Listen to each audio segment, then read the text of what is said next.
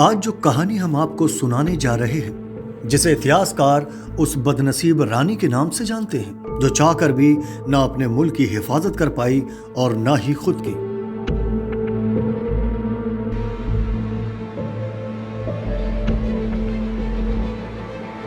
इस कहानी की शुरुआत होती है आज से 3300 साल पहले मिस्र।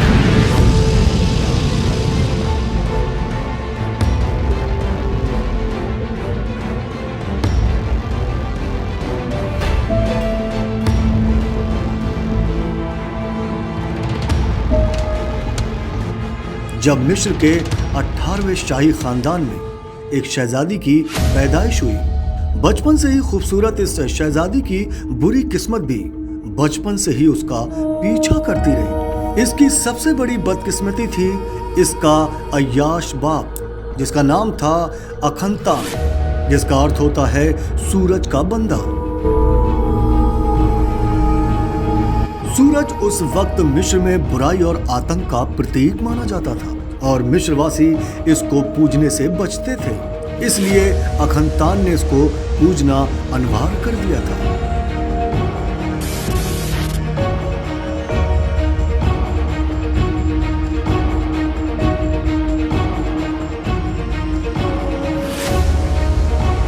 उसकी अय्याशी इस हद तक बढ़ी कि उसकी अपनी बेटियां भी उससे नहीं बच पाईं।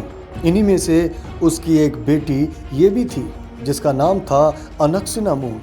जब अनक्सिना 23 साल की हुई तो उसकी शादी उसके ही सगे छोटे भाई तूतेनखमेन से कर दी गई। ये मिस्र का वो फराओ यानी बादशाह रहा जिसके बारे में बहुत से किस्से कहानियां मशहूर हैं।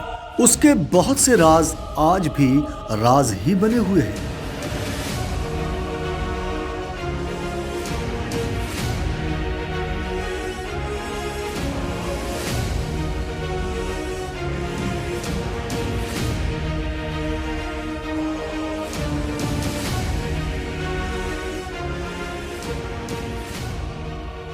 इन दोनों भाई बहनों की जोड़ी ने सबसे पहले अपने पिता के गलत फैसलों को सुधारा, जिसके चलते मिस्र की जनता इनसे बहुत मोहब्बत करने लगी। मगर शारीरिक रूप से कमजोर होने की वजह से तूतेनखमेन की छोटी उम्र में ही मृत्यु हो गई और उसकी बीवी यानी अनक्सिमून अकेली रह गई। यहीं से उसकी बदकिस्मती का दूसरा दौर शुरू होता है।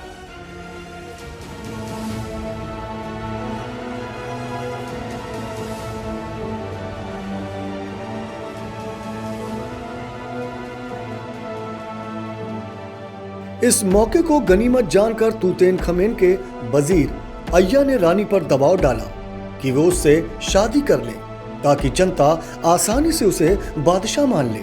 मगर रानी इसके लिए तैयार नहीं थी। रानी ने अय्या से बचने को हिप्पी बादशाह से मदद भी मांगी, मगर अय्या की साजिशों के आगे हिप्पी बादशाह भी कुछ नहीं कर सका और रानी को आखिर में अय्या से शादी करनी पड़ी। शादी के बाद अनक्सिमून का क्या हुआ, इस राज से आज भी इतिहासकार पर्दा नहीं उठा पाए। इस खबर को लिखा है हमारे सहयोगी मेहदी हसन ने। इसी तरह के तमाम किस्से और कहानी सुनने और देखने के लिए देखते रहें माई भारत।